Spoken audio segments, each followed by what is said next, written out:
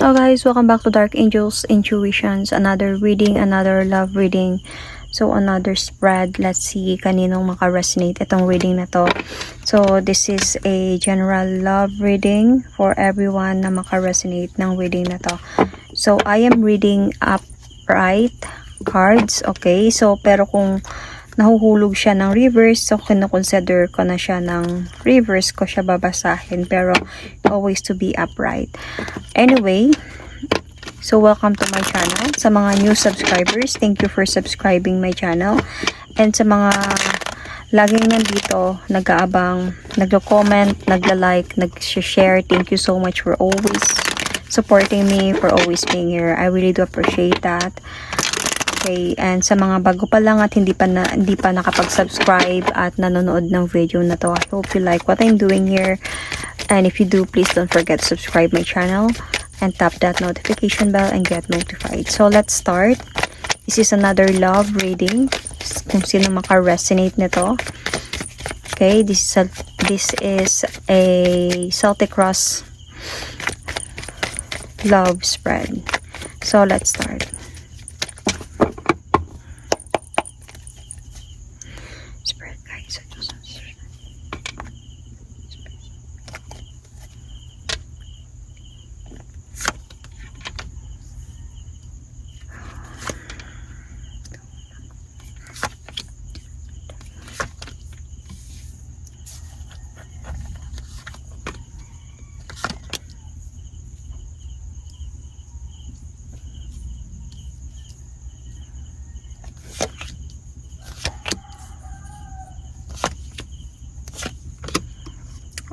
Okay. So, yung, ano kasi, I guess, gananin ko lang para ma-click. Anyway, the bottom of the deck is the Six of Pentacles. So, there is something about commitment. Could be responsibility, imbalance, connection, or something. So, meron ako nakikitang medyo struggling, mabigat na problemang pinagdadaanan, trapped in a situation, lies, possessiveness, controlling, toxicity, and love as well nandito sa reading na to. Okay, so may mga arguments, fights, and might be sa ngayon, might be baka hindi kayo nag-uusap ngayon, or baka like hindi lang kayo nagkikibuan. So I can still see marriage card here, so might be merong marriage involved dito, baka sa mga matured people to, pwede naman ding hindi. Okay, so in the past, or in this present, in this present, I can see a person na either this is you or your person, kasi kahit king man to, queen man to, pwedeng babae, pwedeng lalaki, so mahal na mahal ka ng person mo. Okay? Like may pagmamahal talaga dito. Okay? Or it's either this is you na sobrang mahal mo yung person mo. So sabihin na natin ganun. So sobrang mahal mo yung person mo. Pero napapa-challenge ka dito sa situation na to about a cycle, paano ma-end yung cycle, might be changes, paano siya mag-change, paano magbago yung mga bagay-bagay, paano ma-end yung cycle to have a changes in your, might be marriage, relationship, or even in your life. So in the past, mayroon ako nakikita naman in the distant past, celebration, might be happy naman kayo in the distant past, or let's see kung ano to. I want to clarify. In the distant past. See? Okay, nagmamahalan talaga kayo in the distant past. You love this person love you.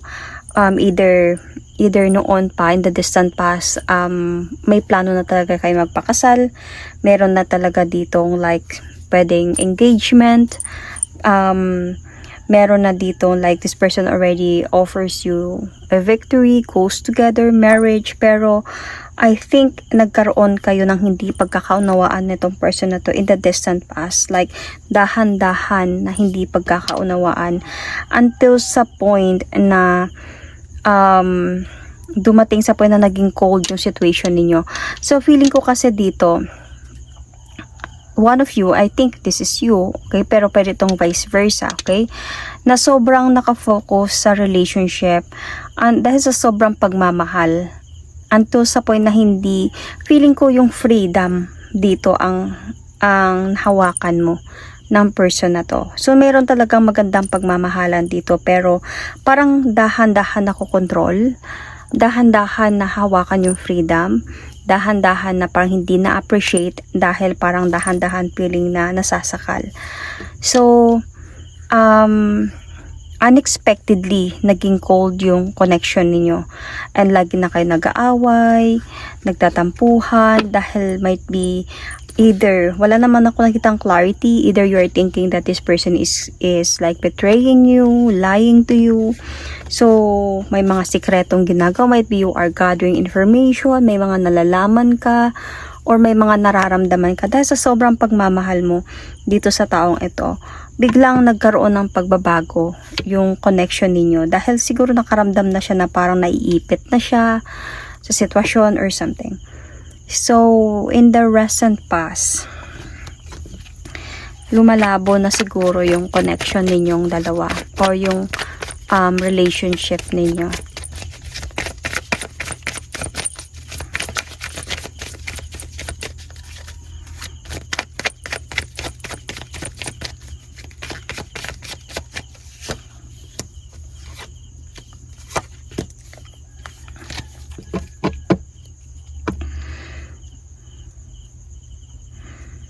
So, in the distant past, I can see here that lumalabo na yung connection ninyo, pero dahil nga mayroon na ata kayong pinag-usapan dito at saka mahal nyo pa din naman yung isa't isa kahit papano, nagkakaayos pa din kayo, parang namimiss nyo yung isa't isa pag hindi kayo nag-uusap, parang nagkakaroon pa din ng pag-iisip na decision, okay, nagde-decision pa din na ikaw pa din, kayo pa din, kasi nandito pa din yung pagmamahalan sa inyong dalawa. Kahit ngayon pa naman, nandyan pa din yung pagmamahalan. It's just that may mga pagod na, siguro dahil nga sa relationship na meron kayo, lahat naman ng relasyon na dadaanan yan eh. Lahat naman ng relasyon, nagkakaroon talaga ng pagsubok. So, in a different way or in the same way, nagkakaroon talaga ng pagsubok yan. So, it might be on your part, dumating sa point na, siguro dati pa, and until this recent past, nagkakaroon na kayo ng mga pagsubok sa relasyon pa lang ninyong dalawa. Pero, kahit ganun pa man, hindi nawawala yung pagmamahalan na yun. Nandyan pa din. Both of you, even na nakakapagod na yung pagmamahalan, nandyan pa din. Kumbaga, yung person mo, gusto niya pa din mag-proceed towards you to marry you. Gusto niya pa din na ikaw pa din yung gusto niya makasama habang buhay. Kahit na pupunta na kayo sa point of like disappointments, pagod, parang ikaw pa din yung pinipili niya. Kumbaga sa uli, namimiss ka pa rin niya, namimiss nyo pa din yung isa't isa. Kaya in this present situation, nandito siya. Mahal ka pa din ng person mo. Okay, nandyan pa din yung pagmamahala ninyong dalawa. Especially with the Two of Cups.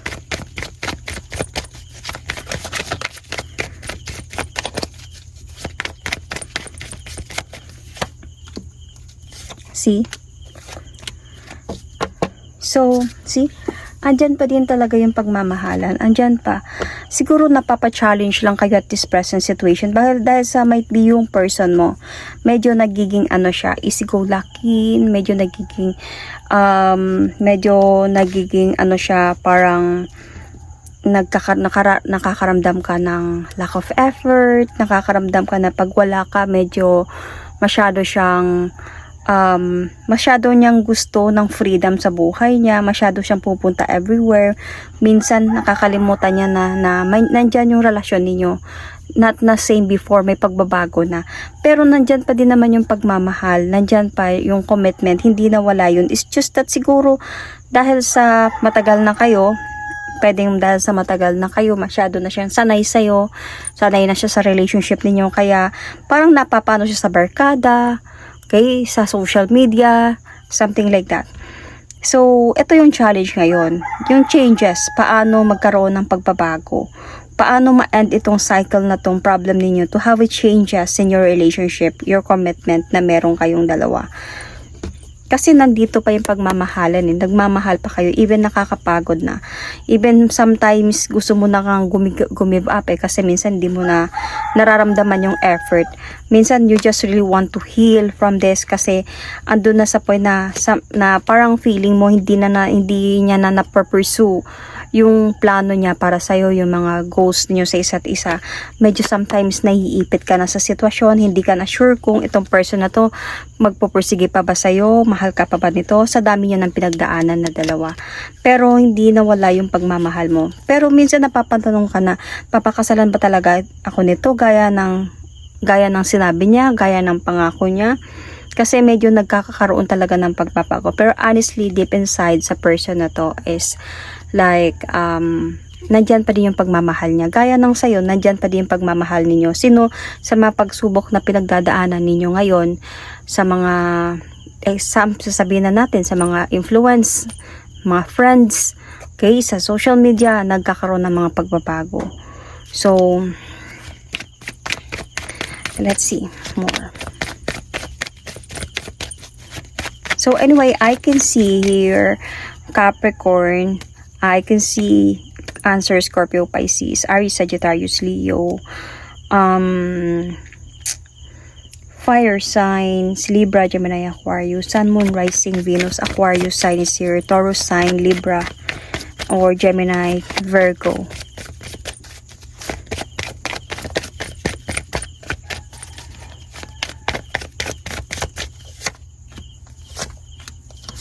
See? Feeling ko dito kasi you are gathering information about the truth, about bakit ganito siya. So, minsan kasi napupunta kayo sa point of like on and off connection na dalawa. Minsan nag-uusap, minsan hindi na nagtatampuhan, tapos okay na naman. So, on and off connection. So, ito yung parang gusto mong mag-move forward talaga siya towards you. Same as before. Kung gaano kayo kasaya before, gaano kayo ka nagmamahalan before, gaano mo siya minahal before, gaano kanya minahal before, gusto mong ganun din yung mangyayari. So, andito sa point na you really want a new beginning with this person. And, andun ka nga na parang, ramdam mo naman yun eh. Ramdam mo din yun, kaya lang may pagod. Ramdam mo yun, see?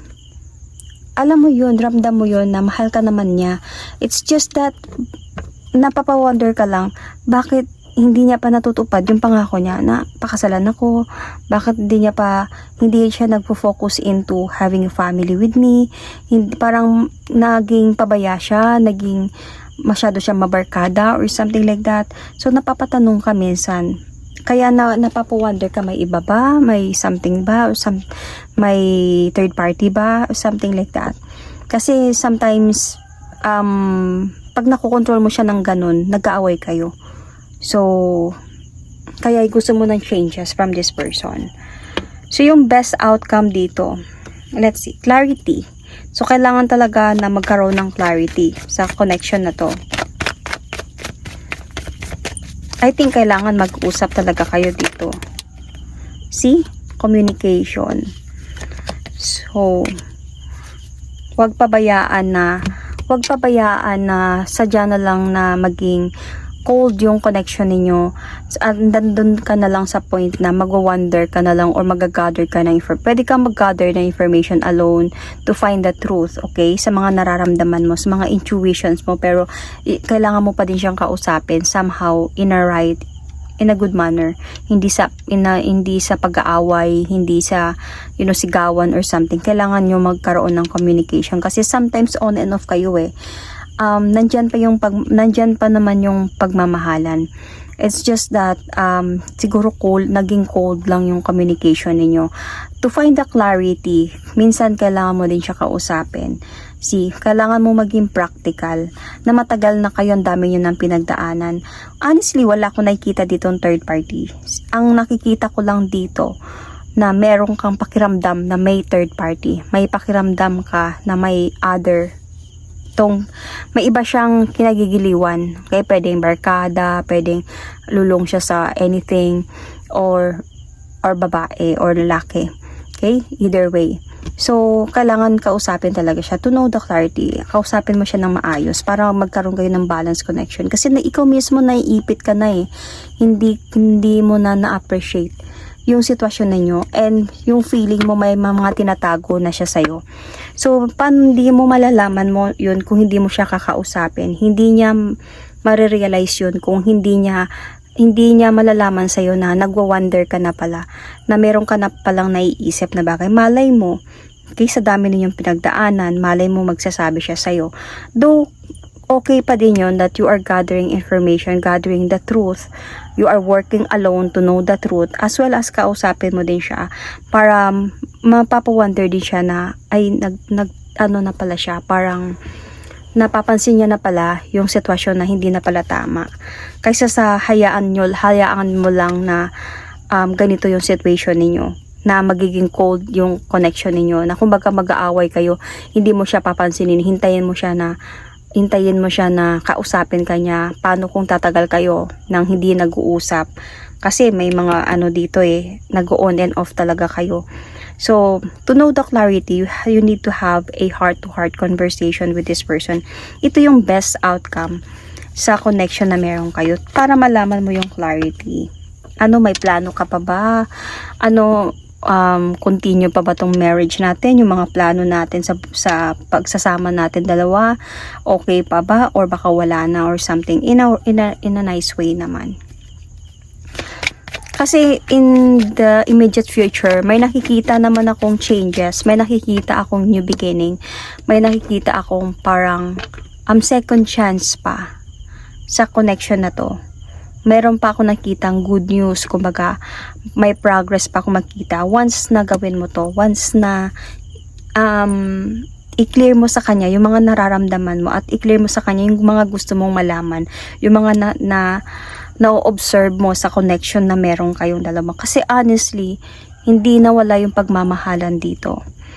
Ang nawala lang dito yung time and effort, and dahil sa sobrang tagal nyo na siguro, dahil sa madami ng pinagdaanan dito, parang that person thought na okay lang sa'yo na ganun kasi matagal na din kayo, pero sa'yo pala iba na, parang feeling mo may pagbabago na. So kung hindi mo yun isasabihin sa kanya and palagi lang kayo mauwi sa away, then wala mangyayari.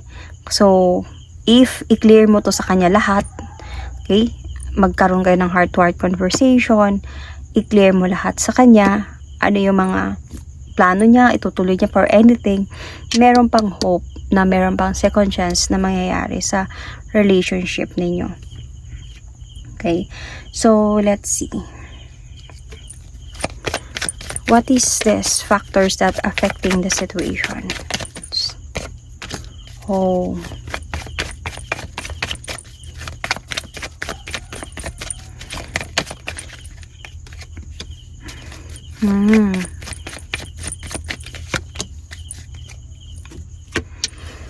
Feeling ko dito, ito yung naka-affect na situation, kaya ganito ka. Okay, kaya ganito ka kasi might be this person has a past. Okay? Might be this person has a past.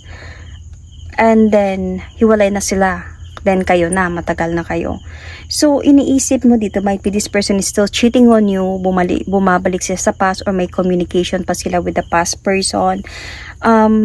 Nagbibigay to sa'yo ng overthink, hindi ka nakakatulog sa gabi sa sobrang iniisip mo. Sa mga pagbabago niya, baka nag-uusap sila ulit, baka may communication pa sila ulit, baka nagkakaroon sila ng new beginning ulit at nagiging unfair siya sa'yo, na nagkabalikan na sila pala. So yun pala yung pinakadahilan, kaya minsan tumatahimik siya, minsan hindi siya nagkipag-usap. So minsan nga on and off na talaga kayo because of baka naiisip mo na baka bumabalik na siya sa ex niya, nagkakabalikan na sila, nagkakaayos na sila. So baka may mga bagay ng baka umahadlang na yung ex niya sa connection na meron kayong dalawa. Baka meron na silang pag-uusap na hindi mo nalalaman. So sobrang gumugulo to sa isipan mo. Kasi of course gusto mo talaga changes with this person. Gusto mo itong person na to mapupunta talaga sa'yo at kayo talaga yung magkakatuluyan. So, kaya pala kailangan nyo talaga mag-usap to know the clarity. Kayo pa ba? Nagkabalikan ba kayo? Ano ba yung totoo? Pwede ko bang malaman para maintindihan ko or something like that. So, external influence. Feeling ko there is something child involved sa connection na to. Or children or child involved. Kaya ito yung medyo may connection pa siya sa past niya dahil pwedeng may anak sila. See? These are all young ang nakita ko, young cards. So there's a possibility baka may child involved dito. Kaya hindi talaga pwedeng mawalan sila ng connection nito na itong person na to. So dito kayo nag-aaway dalawa. Dito siya medyo bakit hindi ka pa niya napapakasalan? Dahil siguro may other option siya. May parang naghihintay siya ng enlightenment sa buhay niya. Right sign na ikaw na ba talagang papakasalan niya or baka magkakawalikan pa sila ng past niya. And ikaw dito kaya sobra kang nag-iisip, sobra kang nag-hallucinate, sobra kang nagkakaroon ng deep intuition about the connection. Siguro ganito, there is a possibility some of you, okay, married in the past, divorce, tapos merong ganito mga nangyayari. Kumbaga, nagkakilala kayo tapos yung person mo married siya in the past, nagka-divorce. Pwede din na married in the past, hindi pa anal. Okay, pwedeng pinas, hindi pa anal. So, mahirap kayo magpakasal pero nangako siya sa'yo na isang araw magpa-anal ako, maayos natin to at magpakasal tayong dalawa dahil gusto ko mangyari yon. At ikaw naghihintay ka din naman, kaya naghihintay ka pala dito, napapagod ka sa kakahintay. Naghihintay ka dito, parang feeling mo, nagbabago na lang siya, wala pa rin nangyayari sa pangako niya. So, kaya gusto mo talaga ng changes. You want the cycle will end, could be with an ex, para mag-focus na lang siya sa inyo or sa'yo. And this is what you really want, na mag-move forward lang siya towards with you. Yun. Kasi might be, bakit hindi niya pwedeng mawalan siya ng connection dito dahil sa baka may anak din sila in the past. So, either marriage siya in the past, tapos hindi lang sila pa-annulled, or pwede din na may kalibin siya in the past, so hindi lang sila hiwalay. And to the point na may anak sila nitong past. So, yung isipan ng person mo is like, pwedeng nagdadalawang isip siya or nadja-juggled siya between you and the past person na mayroon silang anak. Kaya hindi pa siya totally nakapag-decide about marriage. So, pwede din ganun. Okay? So, kung saan kayo naka-resonate. Kasi ito yung pwedeng external influences. Kasi tumagal din sila nung person na yun. Kaya nga nagkaanak sila. Tumagal din sila nun. Kaya hindi niya alam kung saan siya patutungo. Papunta ba ako dito? Papunta ba ako doon? And hindi niya alam kung kanino siya mag-offer ng new beginning. Especially, he is or she is thinking about the connection na meron siya with that past person is the child or children. So, ano yung hope mo dito? Matutuldukan na yung mga dapat tuldukan. Yun yung hope mo. And what is your fear here? Is like, might be yung fear mo kung ano yung pwedeng masabi ng ibang tao about sa connection ninyo. So, definitely, meron talagang marriage involved dito.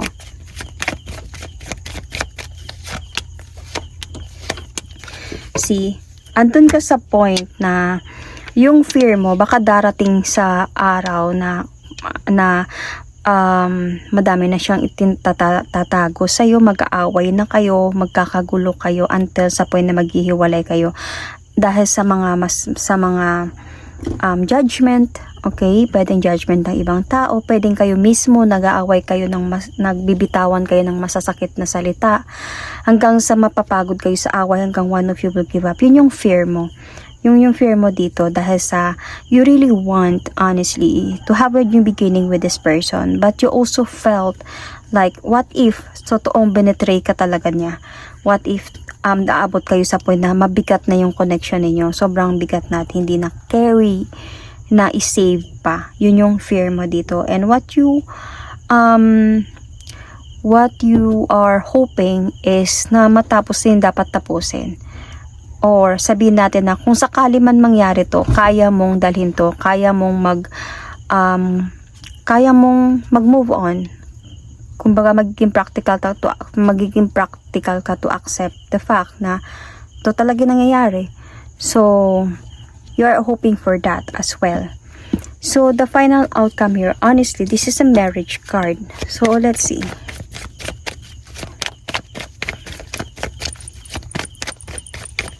So I can see Pisces sign here, Libra, Taurus, see, Sagittarius. Anyway, okay. Feeling ko dito, meron talagang mangyayaring arguments and meron talagang mangyayaring conflict sa inyo. Magkakaroon ng clarity talaga to ang lahat. Okay, bakit ganitong nangyayari? So, I think clear naman sa'yo. Ang hindi lang clear sa'yo, if meron pa ba sila. Siguro clear sa'yo yung ex na siya, pero may anak. Pero, hindi clear sa'yo kung meron pa bang something sa kanila. Might be clear sa'yo na may connection sila dahil sa bata. Okay? Pero hindi clear sa'yo kung baka nagkakabalikan na sila. So, I think, for the final outcome here is magkakaroon ng clarity talaga sa'yo about the connection na meron sila. Okay? And because of this, magiging malabo, magiging cold yung pagsasama ninyong dalawa dahil sa mga lies na ginawa ng person mo sa'yo. So, kumbaga, magkakaroon ng clarity about their connection na there is a possibility na baka meron pa talagang something sa kanilang dalawa. So, hindi magiging masaya yung pagsasama ninyo. Lalo na, dahil na nga sa marriage na to. Dahil na nga natatrap yung person mo sa situation. Kaninang intro, yun yung nakita ko, 'di ba? May parang natatrap sa situation, parang merong toxicity, meron ng controlling, jealousy, merong possessiveness dahil sa mga nangyayari na nga, masyado kang nag-iisip, masyado kang nag-observe and nag-gather ka ng information, and you are also waiting for the promise of this person. So, little by little, gumugulo yung sitwasyon ninyo, and you felt pa talaga na parang wala lang siyang pakialam. Yun yung naramdaman mo. Pero honestly, mahal ka naman ng person na to. Mahal ka niya. It's just that, dahil nga hindi siya makataka sa connection ng person na yun, dahil nga meron din silang, connected sila to a child. So, dadating kasi sa point, pag lalo kayo mag-aaway, lagi kayo mag-aaway, maging imbalance yung connection ninyong dalawa. So, etong person na to, iisipin niya yung pagiging tatay niya or nanay niya. So, pwede itong nanay-tatay, okay? Kasi this is a general reading. And also your relationship as well. Isipin niya din yun.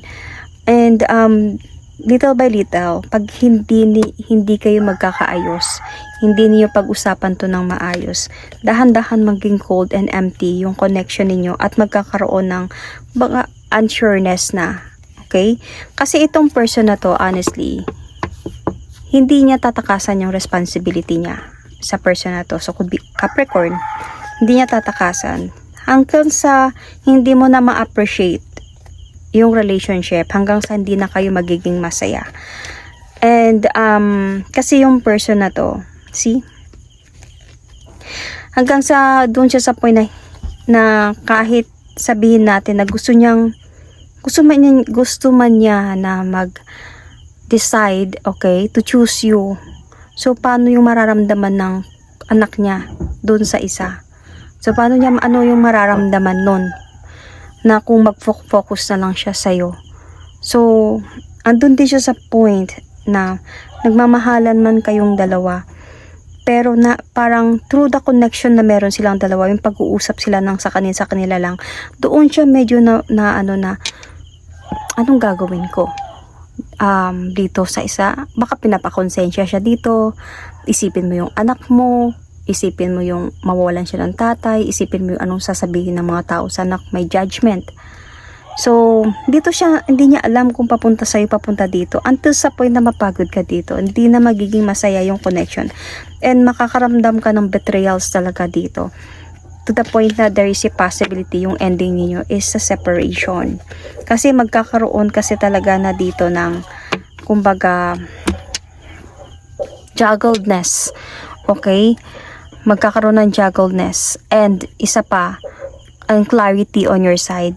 Okay, so medyo dadating din siya sa point na on your part, kaya mo pa naman magtiis sa mga pangako na bibitawan niya. Kasi makikita ko naman dito na gusto niya pa na mag-wait ka pa talaga. Mahal ka naman niya, gusto niya mag-wait ka pa talaga. Pero feeling ko on your part, dito ka mapapagod. Dito ka makakaramdam na parang hindi lang ikaw yung priority dito. Parang nakakaramdam ka na parang minsan makakaramdam ka na pabayaan ka, hindi siya masyadong sa'yo dahil sa meron din nga siyang responsibility dito dahil meron siyang anak. So, there is a possibility na maaabot siya into separation talaga. Pero, pwede din namang hindi. Kung kausapin mo lang siya ng maayos. Ipaintindi mo yung mga nararamdaman mo. Give him clarity. Know the clarity. Ano yung nararamdaman niya? Ano yung plano niya? Ano ba talaga yung exact na plano niya? Para alam mo kung hanggang kailan ka maghintay. Alam mo kung maghihintay ka pa or hindi na. Ano talaga yung nararamdaman? Sabihan mo siya na i-open up mo sa akin yung nararamdaman mo. Parang let him or her trust you with this situation na meron siya with that other person para malaman mo. Okay, para ikaw din makapag-decide ka din kung is there really chance sa inyong dalawa or no. Okay, lalo na if meron talagang legal marriage involved dito, like hindi pa sila anal, yun yung pinakamahirap kasi parang kumbaga kung hindi pa dadating yung divorce or mahirap man mag-divorce, okay, mahirap din yung annulment. So, maghihintay ka talaga into nothing. Kung hindi mo tatanggapin na lang yung sitwasyon, gusto mo na ma-priority ka or mapakasal ka talaga at maghiwalay sila ng totally, parang maghihintay ka talaga ng matagal or mahirapan ka talaga. Okay, okay lang kung kaya lang mag-divorce. Okay, may pera pang divorce sa ibang bansa kayo, walang problema yun. Kausapin mo lang siya ng maayos, sabihin mo nandito lang tayo para sa bata, mag-divorce kayo para isipin mo din yung nararamdaman ko. Okay, nandyan naman din ako. I can also be a mother to your child. Ipaparamdam ko din yun sa kanya. At hindi kita hayaan na palagi lang nandito sa akin, hindi ko din hayaan na pabayaan mo yung bata. Something ganun, unity ba? Kumbaga, ang mahirap lang yung pag hindi, yung sabi ko sa una.